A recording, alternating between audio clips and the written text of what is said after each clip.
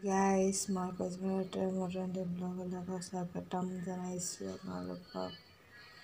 আজি চাওক মই ভাতৰ লগত কি বনাবলৈ লৈছোঁ, মানে কি বনাই খাম আপোনালোকক দেখুৱাইছোঁ। ইয়াত কণী আৰু ইয়াত পিঁয়াজ।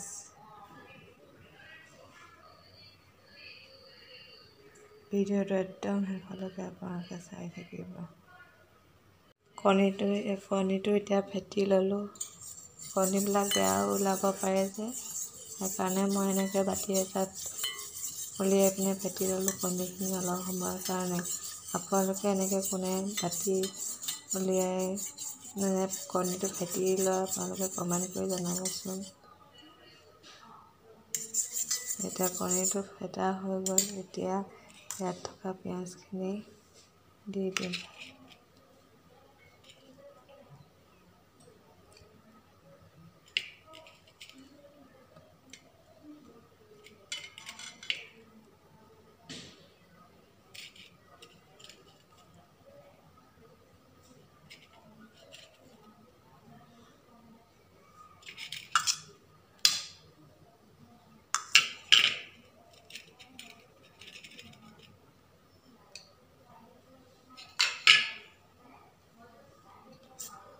তাৰপিছত এতিয়া পিঁয়াজ আৰু কণীখিনি আকৌ এবাৰ ভালকৈ ফেটি ল'ম।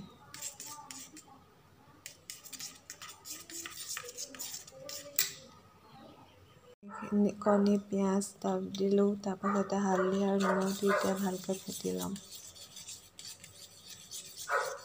আৰু হালধিও দিলোঁ, হালধি নিদিলেও হ'ব বাৰু। আপোনালোকে কেনেকৈ বনাই খাইছে আপোনালোকে কমেণ্ট কৰি জনাবচোন।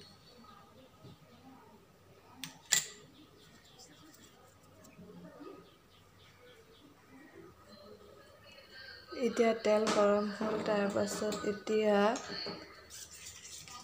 কণীখিনি এতিয়া ইয়াত দি দিম।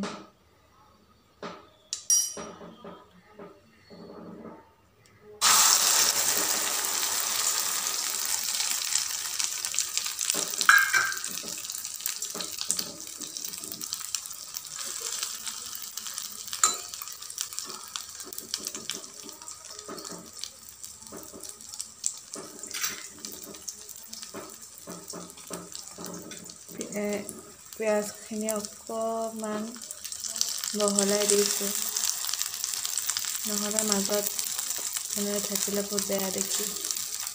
আপোনালোকে এনেকৈ কোনে কণী আমলেট কৰি খাই মোক কমেণ্ট কৰি জনাবচোন। মই কিন্তু জলকীয়া নাখাওঁ মানে মই জলকীয়া নাই দিয়া, কিন্তু আপোনালোকে জলকীয়া খোৱা হ'লে জলকীয়া দি দিব।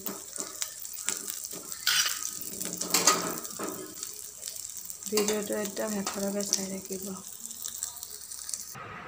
এতিয়া ভাত বাঢ়ি হৈ গ'ল, মই ভাত খাবলৈ আনিলোঁ। আজি ভাত দাইল দিছিলে মায়ে অমিতা, তাৰপিছত মায়ে মানে বনাইছিলে আজি ভাজিটো পটল আৰু ভেন্দি মিক্স কৰি বনাইছিলে, আৰু মোৰ কণী আমলেট।